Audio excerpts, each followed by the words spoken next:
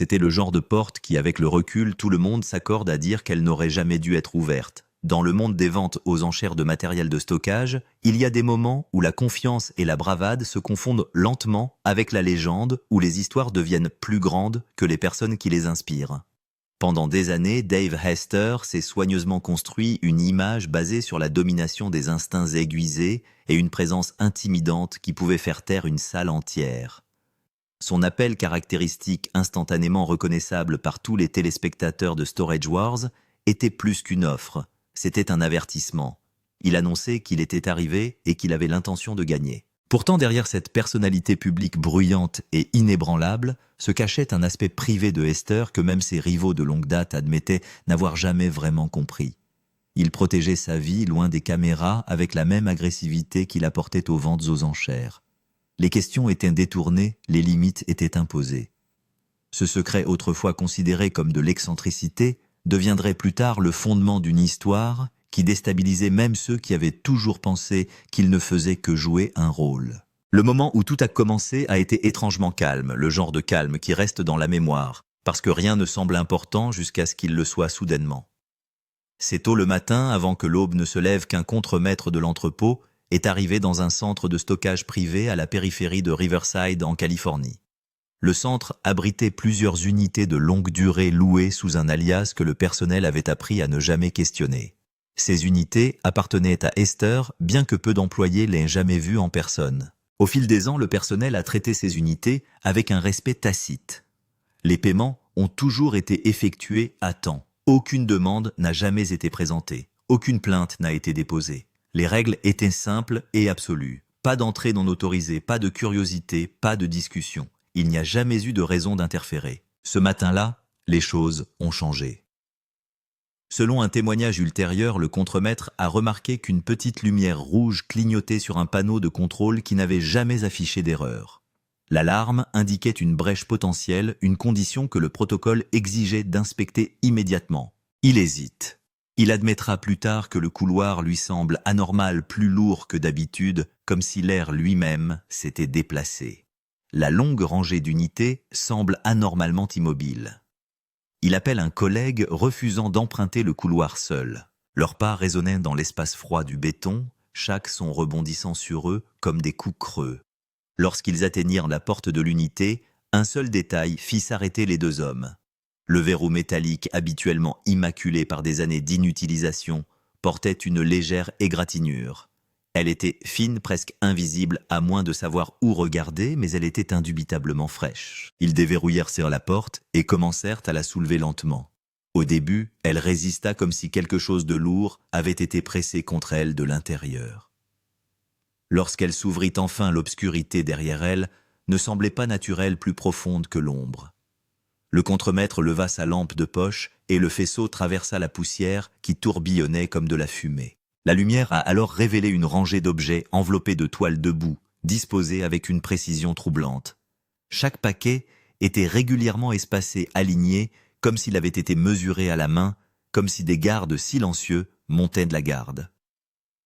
Lorsque les hommes sont entrés à l'intérieur, ils ont tous deux ressenti une baisse immédiate de la température. L'un d'eux a juré plus tard qu'il pouvait voir sa respiration.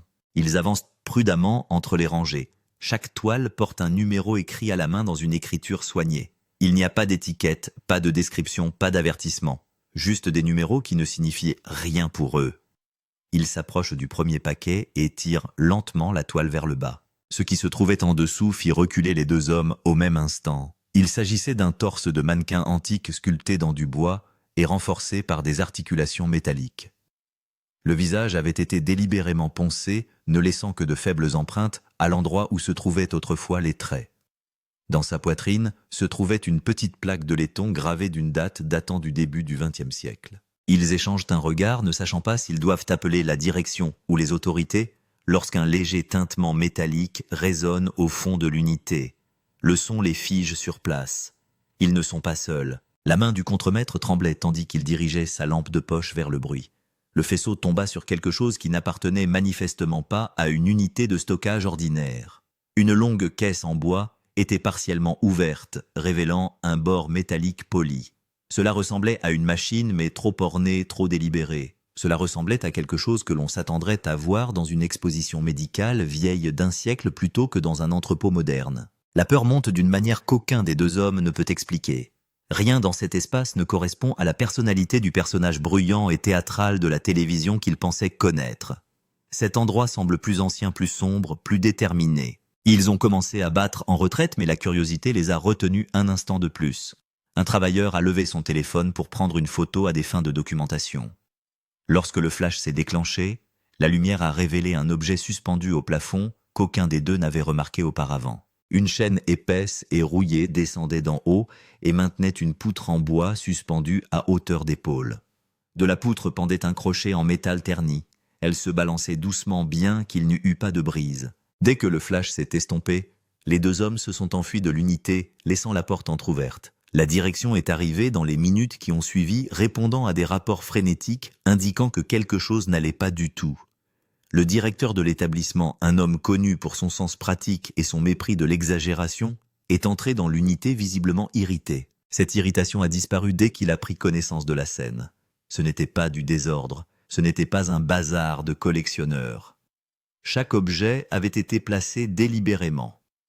L'espace donnait l'impression d'être mis en scène organisée, intentionnelle. Il ne donna qu'un seul ordre, tout documenter, photographier sous toutes les coutures, sécuriser le logement, prévenir le locataire. Cette dernière tâche incomba au directeur adjoint qui tenta à plusieurs reprises de joindre Esther. Chaque appel resta sans réponse. Des messages furent laissés formels et retenus, ce qui ne fit qu'accroître la tension. Les heures passèrent sans réponse. Finalement, l'équipe juridique de l'établissement a conseillé de sceller l'unité jusqu'à ce que la propriété puisse être confirmée et que le contenu soit évalué pour détecter d'éventuelles violations.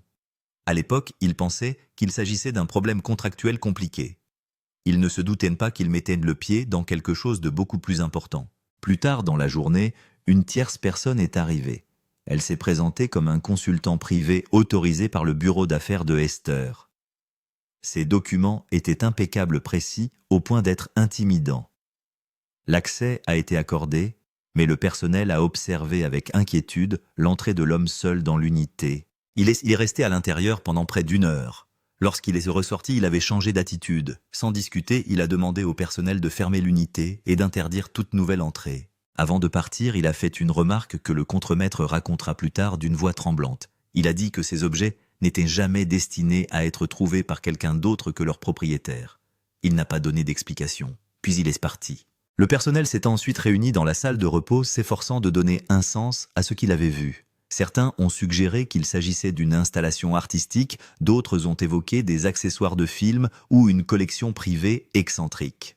Aucune de ces explications ne rendait compte de l'atmosphère suffocante qui régnait à l'intérieur de l'unité, ni de la réaction du consultant.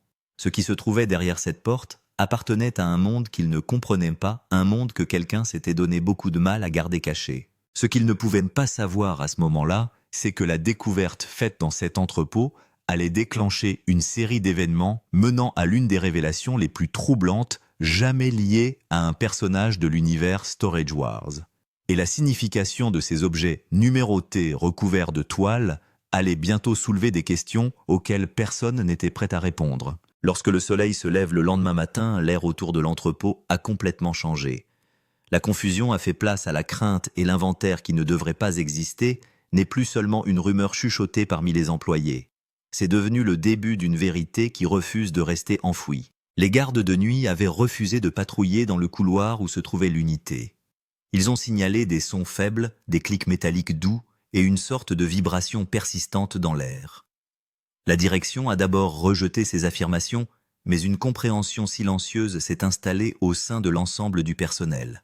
Quelque chose ne va pas dans cet espace. Ce n'est pas le genre d'erreur que l'on trouve dans les feuilletons télévisés ou les rumeurs exagérées. C'est une erreur plus silencieuse qui s'oppose à la raison elle-même. Au milieu de la matinée, un véhicule noir banalisé s'est garé devant l'établissement.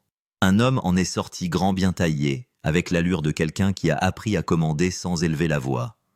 Il s'est présenté comme étant Martin Hale, un représentant de l'une des sociétés de portefeuille privées de Hester. Son arrivée surprend le personnel car Hester n'a jamais envoyé d'émissaire personnel auparavant. Hale demande une réunion à huis clos et sollicite tous les détails des événements de la veille. Le contremaître, encore ébranlé, raconte l'alarme, les objets enveloppés de toile, la figure ressemblant à un mannequin, la chaîne et les machines étranges. Allez, à écouter sans broncher. À la fin de l'histoire, il a posé une seule question, quelqu'un a-t-il touché quelque chose à l'intérieur de l'unité? Le personnel a insisté sur le fait que ce n'était pas le cas. Hal acquiesça soulagé. Il signa une pile de documents autorisant la garde légale temporaire du contenu pour éviter ce qu'il appelait une mauvaise interprétation externe. La formulation était suffisamment étrange pour déstabiliser le directeur, mais avant qu'il ne puisse demander des précisions, Hale se dirigea vers le couloir. Il s'arrêta devant l'unité partiellement refermée et expira lentement. Le contremaître jura que Hale hésita une fraction de seconde comme s'il se recueillait.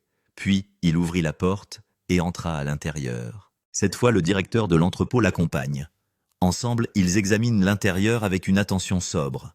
Ce qui frappe le plus le directeur, ce ne sont pas les objets eux-mêmes, mais l'ordre qui les sous-tend. Chaque forme enveloppée de toile portait un numéro manuscrit, qui correspondait à un numéro identique peint discrètement sur le sol en béton. Elles étaient classées par ordre chronologique. La date la plus ancienne sur les plaques de laiton appartenait aux premières années du XXe siècle. Le dernier semblait dater d'un peu plus de 10 ans. En se déplaçant entre les rangées, Hale sortit de son manteau un grand livre relié en cuir. Le directeur remarqua que les pages étaient déjà remplies d'entrées écrites en cursive serrée, chaque entrée faisant référence à un numéro d'objet. Une entrée avait été encerclée à l'encre rouge numéro d'objet 12, sa couverture en toile était reliée plus étroitement que les autres à l'aide d'une corde plutôt que de sangles en tissu. Il s'agenouille et défait le nœud. Le directeur détourne un instant le regard incertain de vouloir en voir le contenu, mais la curiosité le ramène. La toile tomba pour révéler un objet qu'aucun des deux hommes ne comprit immédiatement. Il s'agissait d'un haut cadre en bois supportant un cylindre de verre coiffé de supports métalliques fissurés. À l'intérieur du cylindre se trouvait une bobine de fil de cuivre terni et fusionnée en plusieurs endroits. Une étiquette en laiton indiquait qu'elle avait fait partie d'un appareil électrique expérimental construit par un inventeur itinérant. Un personnage perdu dans l'histoire à l'exception de coupures de journaux éparses. La mâchoire de Hale se serra. Il a écrit quelque chose dans le registre puis a refermé le livre brusquement, lorsque le directeur a demandé quelle était la raison d'être d'un tel objet. Hale a répondu par une explication vague impliquant des archives de recherche privées, la préservation d'équipements historiques et les complexités de la propriété intellectuelle. Le directeur n'a pas cru à cette explication, mais le ton de Hale ne laissait aucune place à l'argumentation. Ils sont passés à une autre pièce enveloppée de toile et datée du début du XXe siècle. Celle-ci contenait un mannequin semblable au premier mais plus sévère. Ses membres en bois étaient reliés par des rivets en fer. Son visage portait de légères marques de crayon où les traits avaient pu être esquissés et effacés un nombre incalculable de fois. Sa cage thoracique s'ouvrait pour révéler des compartiments internes vides, à présent mais tachés d'huile et de pigments. Hale le fixait avec une expression entre la fascination et l'inquiétude. Le directeur a finalement exprimé ce que tout le monde pensait. Pourquoi un homme connu pour ses ventes aux enchères modernes possède-t-il des archives privées de machines archaïques de prototypes expérimentaux et de construction de mannequins? Et pourquoi les stocker dans une unité verrouillée sous un pseudonyme? Hale a répondu doucement que Esther était en train d'acquérir des articles pour un projet documentaire concernant les expériences d'ingénierie perdues de la fin du XIXe et du début du XXe siècle. Certains inventeurs n'ont jamais été reconnus à leur époque et leur travail a disparu. Selon lui, Esther avait l'intention de mettre en lumière cette histoire. Cette explication n'expliquait pas le calme oppressant qui régnait à l'intérieur de l'unité, ni le sentiment que les objets étaient disposés dans un but bien plus complexe qu'un documentaire. Mais le directeur a choisi de ne pas aller plus loin. Le personnel n'avait aucune raison d'intervenir. Alors que Hale examinait l'objet numéro 21, une ombre passa dans l'embrasure de la porte. Un deuxième véhicule noir est arrivé. Cette fois, une femme en est sortie. Elle s'est présentée comme une consultante en archivage engagée par la société de portefeuille. Sa voix était calme, mais empreinte d'urgence. Elle posa à Hale une question que le directeur ne pouvait pas entendre. Hale hocha la tête d'un air sinistre. Elle est entrée dans l'unité et s'est figée en voyant les rangées de formulaires enveloppés de toile. Elle a murmuré que la liste d'inventaire qui leur avait été fournie contenait moins de la moitié des articles présents. Quelque chose ne tournait pas rond. Le directeur a suivi Hale à l'extérieur pour une conversation qu'il décrira plus tard comme presque surréaliste. Monsieur Hale a demandé à l'établissement de restreindre immédiatement l'accès au couloir. Il a versé une somme substantielle à titre de provision pour les inconvénients subis. Il a averti que si une photo ou une description de l'intérieur était diffusée en ligne ou dans la presse, la société de portefeuille engagerait immédiatement des poursuites judiciaires. Son ton est resté ferme, mais il a laissé échapper quelque chose de plus aigu. La peur. À l'intérieur de l'unité, le consultant en archivage a pris des photos et des notes à un rythme rapide. C'est à la poutre et au crochet suspendu qu'elle s'arrête le plus longuement. Elle examine attentivement les maillons de la chaîne puis prend des mesures. Ses mains tremblent légèrement pendant qu'elle travaille. À midi, elle a contacté Hale et lui a parlé d'une voix tendue et feutrée. Elle l'a informé que plusieurs objets ne correspondaient à aucune classification industrielle ou artistique connue. Certains comportaient des composants associés aux premières technologies d'enregistrement mais modifiés, de manière à défier la mécanique conventionnelle. D'autres semblaient incorporer des éléments biologiques, bien que dégradés depuis longtemps. Un objet comprenait des diagrammes manuscrits scellés dans du verre qu'elle refusait d'ouvrir en l'absence de conditions de laboratoire appropriées. Il devint évident que ce que Esther avait collecté allait bien au-delà d'inventions oubliées. Il s'agissait d'expériences de prototypes abandonnés pour des raisons qui n'étaient pas immédiatement apparentes. Certains portaient des symboles d'avertissement gravés dans leur encadrement. D'autres portaient des annotations mathématiques faisant référence à des niveaux d'énergie qu'aucun collectionneur amateur ne pourrait interpréter. En fin d'après-midi, Hale a terminé son inspection et est retourné au bureau pour donner les dernières instructions. L'unité devait être scellée une fois de plus. Aucun membre du personnel ne devait y pénétrer sous aucun prétexte. Il a insisté sur le fait que tout ce qui se trouvait dans l'espace appartenait à des archives de recherche privées, soumises à une stricte confidentialité. Il a ensuite ajouté une dernière remarque. Rien de tout cela, a-t-il dit, ne concerne le public. Pas encore. Lorsqu'il est parti, le personnel est resté dans un silence inquiet. Le couloir semblait plus sombre, comme si les objets à l'intérieur de l'unité avaient absorbé la lumière du jour et la conservaient. Personne ne voulait s'approcher de la porte scellée. Personne ne parlait des formes étranges aperçues sous la toile ou du sentiment que ces chiffres peints sur le sol faisaient partie d'une séquence qui n'appartenait pas à cette époque. Dans les 24 heures qui suivent, le public apprend que Dave Hester n'a pas été revu depuis les 2 nuits qui ont précédé l'alerte. La disparition de Dave Hester. La nouvelle de la disparition de Dave Hester n'a pas fait la une des journaux. La nouvelle s'est infiltrée discrètement dans le secteur, se murmurant entre les maisons de vente aux enchères et se transmettant à voix basse parmi les acheteurs de stockage qui le connaissaient depuis des années. Ce silence a rendu la révélation encore plus troublante. Hester n'était pas le genre d'homme qui disparaît sans explication. Il était ponctuel, méthodique et protégeait farouchement son emploi du temps. Qu'il disparaisse sans prévenir ses collaborateurs ou ses associés laissait présager une rupture que personne ne comprenait encore. En l'espace d'une journée, la question a commencé à circuler dans les coulisses. S'était-il éloigné ou lui était-il arrivé quelque chose ? Lorsque les enquêteurs ont tenté pour la première fois de retracer les mouvements de Hester, ils ont constaté une lacune déconcertante.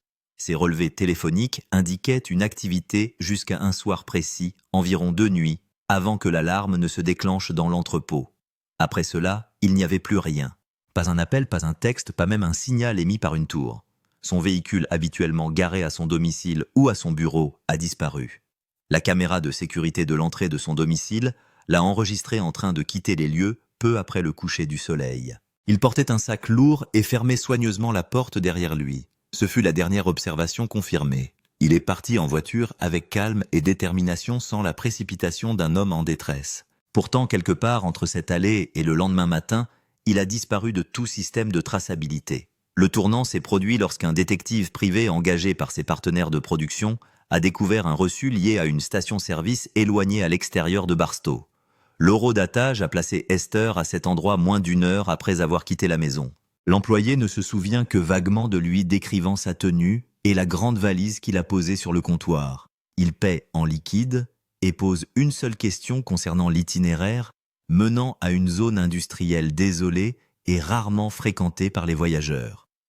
Cette région connue de manière informelle par les locaux sous le nom de Old Strip contient des usines abandonnées, des ateliers fermés et des dépôts d'approvisionnement oubliés datant de plus d'1 demi-siècle. L'enquêteur se rend sur place, mais la zone est vaste, marquée par le temps, et il est impossible de la fouiller en profondeur sans soutien. Pendant ce temps, la situation autour de l'entrepôt devient de plus en plus étrange. Le consultant en archivage, qui a passé la journée précédente à cataloguer les objets se trouvant dans l'unité privée de Hester, n'est pas revenu bien qu'il ait promis d'envoyer un rapport complet dans la matinée. M. Hale a tenté de la contacter à plusieurs reprises, mais n'a reçu aucune réponse. À midi, il s'est rendu à son bureau, mais n'a pu que constater qu'elle n'était pas arrivée. Son véhicule a ensuite été découvert garé devant une bibliothèque publique à 2 villes de là. Son téléphone est posé sur le siège passager éteint, mais intact. Rien à l'intérieur de la voiture ne suggère une lutte, et pourtant elle aussi a disparu quelques heures après être entrée dans l'entrepôt. Les employés de l'entrepôt ont commencé à chuchoter entre eux, reliant des fils qu'ils n'osaient pas exprimer à haute voix. D'abord l'alarme de l'unité, puis les objets étranges, puis le malaise de Hale. Maintenant, 2 personnes ont disparu en l'espace de 2 jours, toutes 2 liées directement au contenu de cet espace. La direction a insisté sur le fait qu'il n'y avait aucun lien, mais la peur a une façon de façonner sa propre logique. Les travailleurs évitaient complètement le couloir, affirmant que lorsqu'ils y passaient, ils ressentaient une pression subtile dans leurs oreilles, comme si l'air y était plus dense que partout ailleurs dans le bâtiment.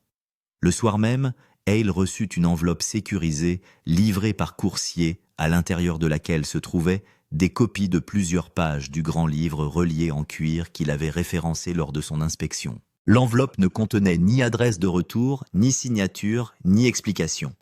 Les pages contenaient des entrées correspondant à des numéros d'objets que le directeur de l'entrepôt n'avait pas vus, ce qui signifie que le registre décrivait des articles qui n'étaient pas stockés dans l'installation de Riverside.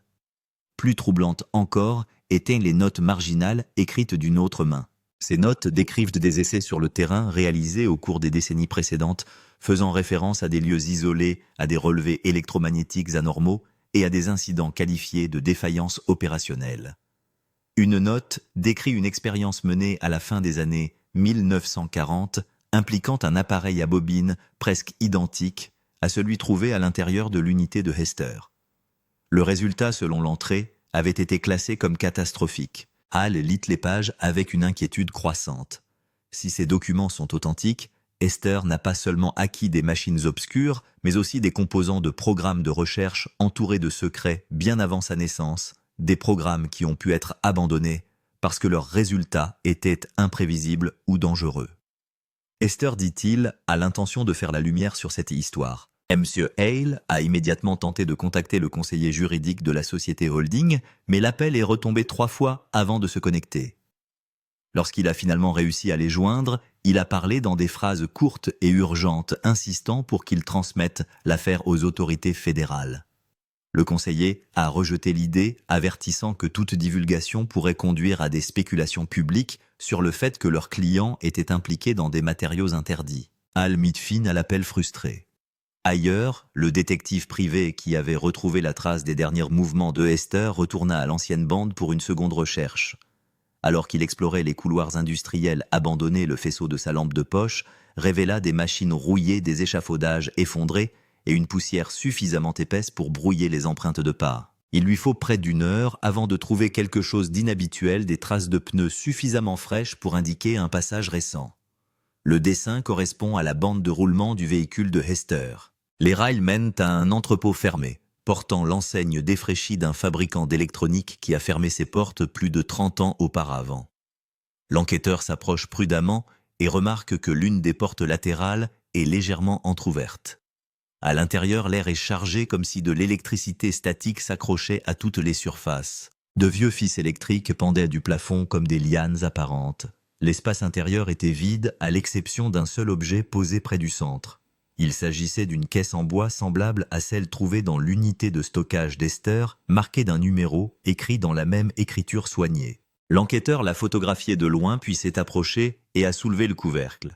Ce qu'il a vu l'a figé sur place. La caisse était vide à l'exception d'un bout de papier posé au fond sur lequel était inscrite une phrase en caractère d'imprimerie. Le message indiquait que la récupération était incomplète et que l'inventaire restant serait mis en sécurité. La note se terminait par les initiales DH. L'enquêteur a battu en retraite ébranlé et ne sachant pas si le message indiquait que Hester était là ou que quelqu'un d'autre avait usurpé son identité. Lorsqu'il retourne à son véhicule, il remarque un léger bourdonnement émanant du bâtiment derrière lui. Ce bourdonnement est pulsé à intervalles irréguliers, bas et résonnants. Il envisage d'appeler les forces de l'ordre mais hésite. Sans preuve d'un crime, il craignait d'être rejeté comme instable. Au lieu de cela, il a transmis les photographies à Hale, accompagné d'un bref message appelant à la plus grande prudence.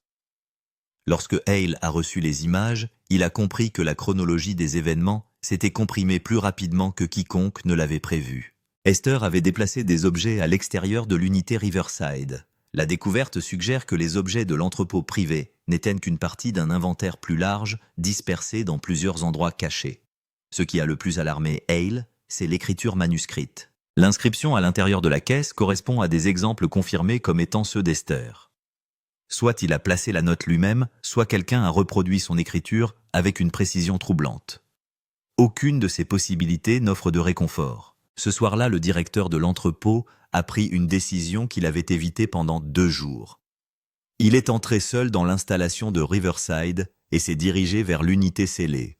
Il voulait avoir la preuve que le contenu à l'intérieur n'avait pas été modifié ou enlevé. Arrivé à la porte, il se tint silencieux avant de la déverrouiller.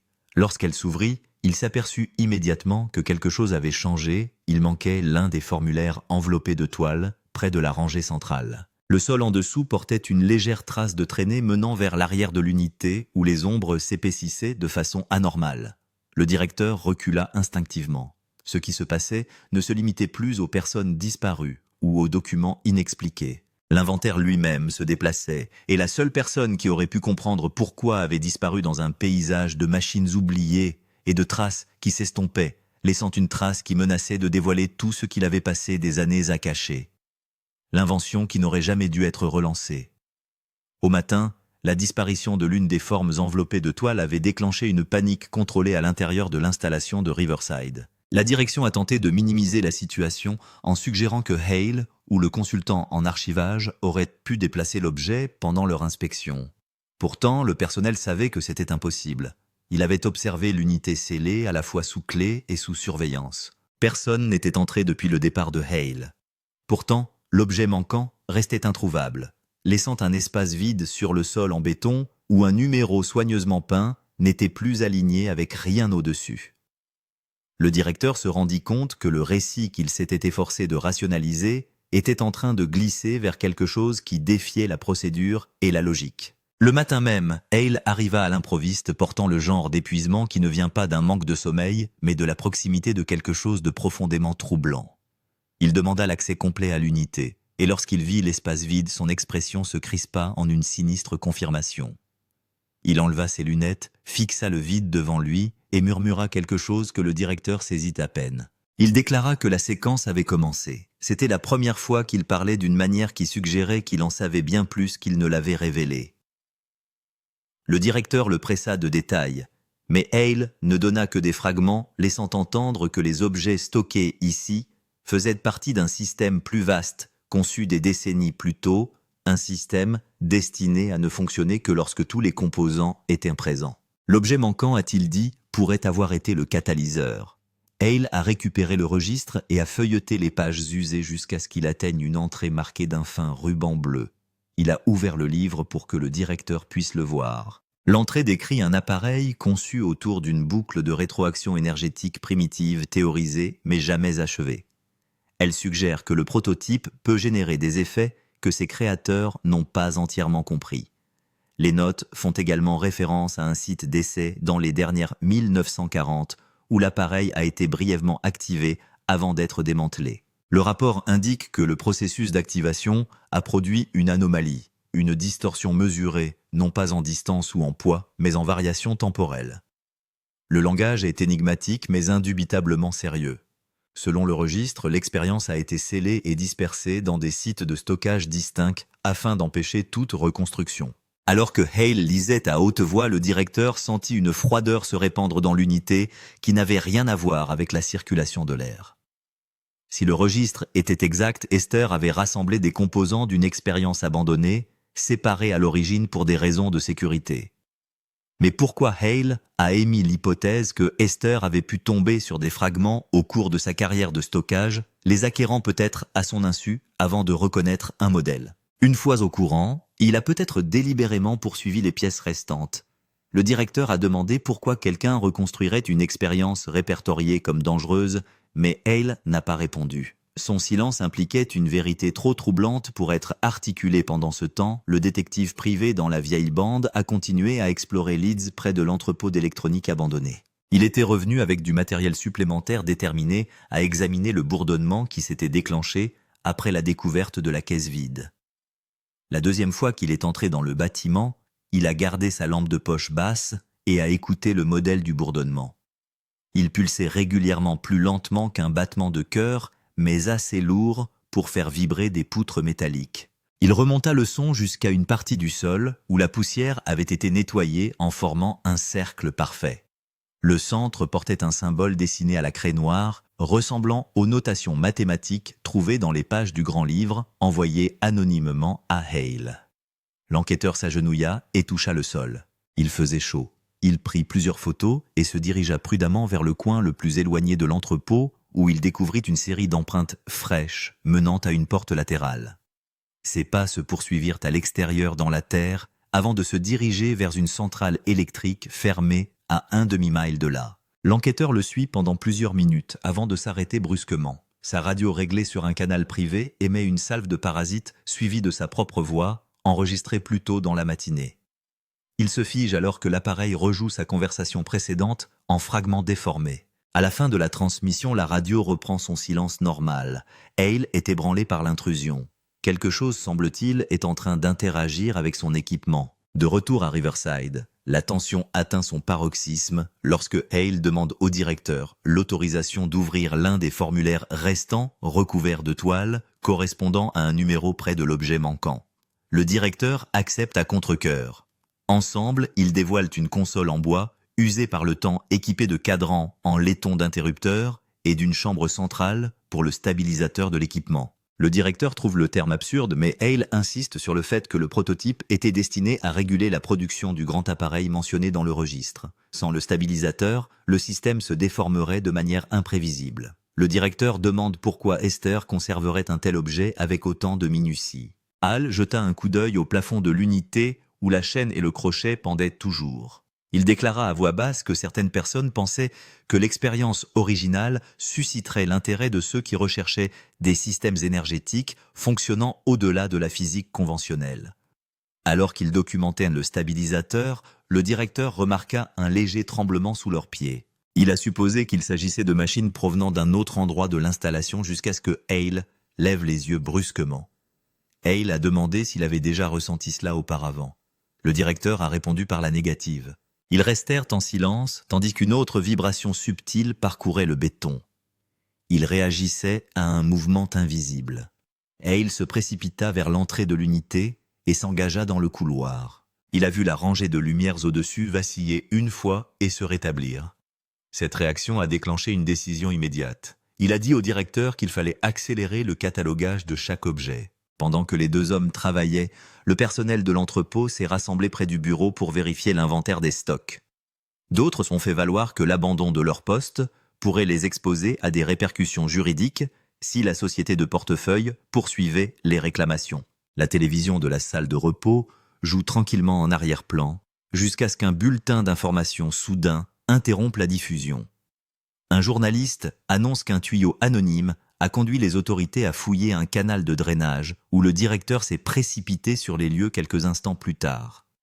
La zone a été bouclée par la police, bien que les officiers semblent ne pas être sûrs de la gravité de la situation. Le véhicule est extrait lentement. Son châssis est couvert de boue, mais l'extérieur ne présente pas de dommages apparents. Les vitres sont intactes. Le coffre était fermé à clé. Lorsque les agents ont ouvert la porte côté conducteur, ce qu'ils ont découvert a intensifié le mystère. Les clés étant restées sur le contact, le siège a été réglé en fonction des préférences de conduite connues de Hester. Mais rien n'indique qu'il ait quitté le véhicule ou que quelqu'un d'autre y soit entré. L'enquêteur est arrivé peu après, montrant à Hale les photographies du cercle de poussière chaude et du symbole dans l'ancienne bande. Hale les a étudiés et les a reliés à une série de diagrammes dans le livre de comptes. Il tente de reconstituer le dispositif. L'objet manquant de l'unité riveraine, la caisse dans la vieille bande, et le cercle chaud suggèrent tous la même vérité. La reconstitution a déjà commencé. Le directeur a posé la question et n'a pas voulu savoir qui activait l'appareil. Hale a hésité avant de répondre. Si Esther était derrière tout cela, il a dit qu'il avait franchi un seuil qui ne pouvait pas être annulé. S'il n'était pas derrière tout cela, il ne savait pas ce qu'Esther avait pu faire. Cette nuit-là, le tremblement sous le bâtiment situé au bord de la rivière s'intensifia. Les lumières vacillèrent à nouveau et pour la première fois depuis la découverte du contenu de l'unité, le personnel entendit un son résonner faiblement à travers les murs de béton, un son bas et vacillant qui ressemblait à quelque chose qui s'éveille. Le bilan dans l'obscurité. Les 24 heures qui suivirent se déroulèrent dans une tension presque sensible. Les secousses s'intensifièrent à nouveau. Hale resta sur place partageant son temps entre l'examen du registre, l'inspection des objets restants et la transmission d'instructions mesurées mais urgentes au personnel et au contact hors site. Bien qu'il tente de masquer sa peur, la vérité s'infiltre dans son sang-froid. Le schéma est indubitable, l'objet manquant a déclenché quelque chose. Les tremblements, les lumières vacillantes et la déformation du registre écrit de cette main inconnue. Cette section avertissait que l'activation n'était pas un moment, mais une progression.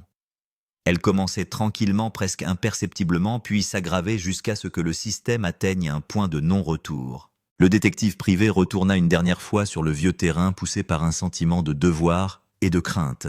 Il suivit les traces de pas avec constance. Les traces menaient à un canal de drainage non loin de l'endroit où la voiture de Hester avait été trouvée. À l'intérieur du ponceau, l'enquêteur a découvert un paquet de toiles déchirées correspondant exactement aux matériaux utilisés pour envelopper les formes numérotées de l'unité Riverside. Les bords étaient déchiquetés pas coupés et la surface portait des traces noircies de quelque chose qui n'était ni organique ni mécanique. Puis, plus fort maintenant, plus proche, il a vibré sous la terre comme une impulsion qui n'appartenait à aucun être vivant. Hale a interprété les photographies avec une clarté sinistre. La toile déchirée signifiait que l'objet manquant avait été déballé, exposé et peut-être activé. Il a recoupé le numéro du plancher avec l'entrée du registre et a découvert que quelque chose émanait des autres intentionnellement il y a des décennies.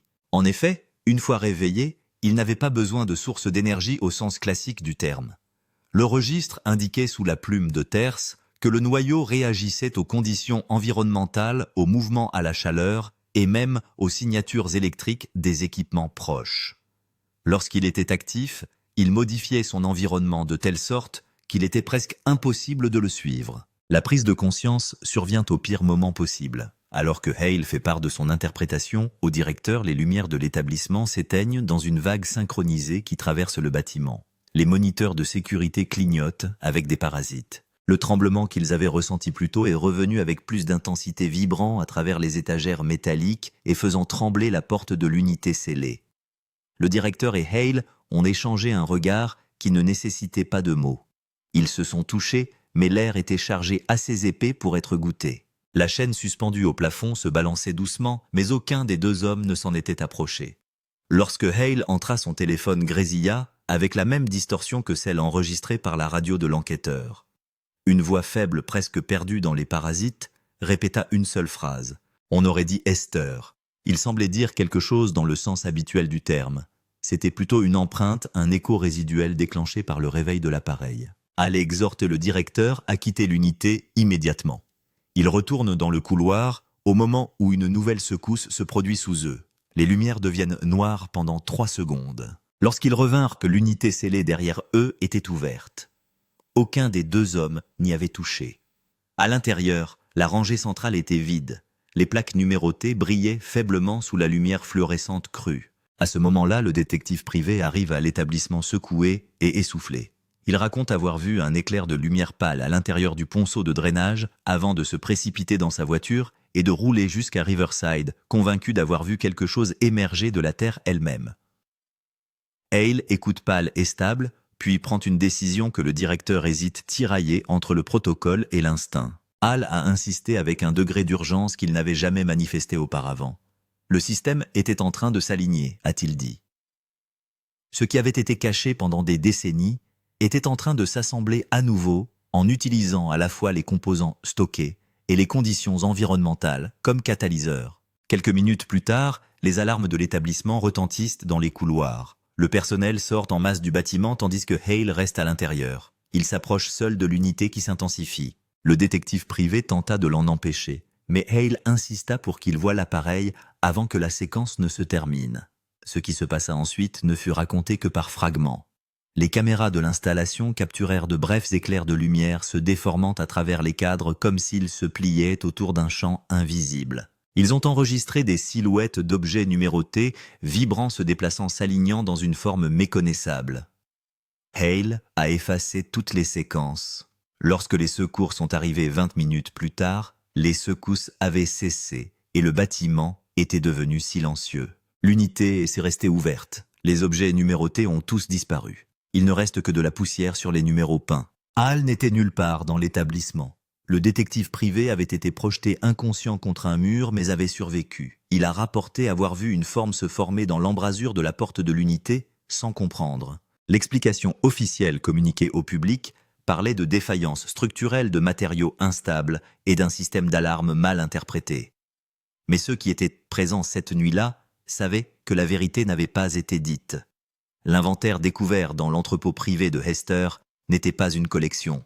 Il s'agissait d'un mécanisme, et une fois qu'il s'est réveillé, il n'est pas resté. C'est à cause de ce qu'il est devenu. Quelque chose qui s'est glissé entre les lignes de l'histoire enregistrée. Quelque chose qui a bougé quand personne ne regardait quelque chose qui bouge peut-être encore.